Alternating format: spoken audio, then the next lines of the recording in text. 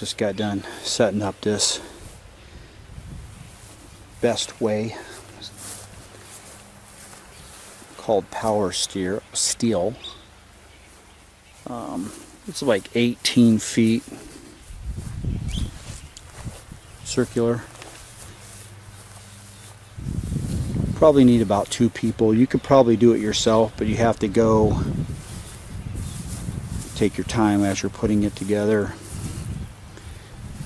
And then these poles have to be 90 degrees, so you gotta make sure as the base of the water is going in, which it is right now, to keep everything level. I tried to pick the most levelest spot I could. And we have to get a ladder, so because you're gonna need a taller ladder for this one. So my job now is just to make sure that the poles stay 90 degrees and make sure I get the bottom leveled as much as I can as the water's expanding in there.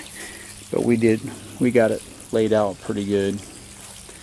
So this one here will be a lot better than the one I had up the last couple years, which was right there. I got grass growing in there now. And the one that was there was the one with the oval ring.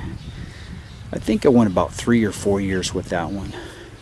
Just kept getting holes in it and the blow up ring. So got this one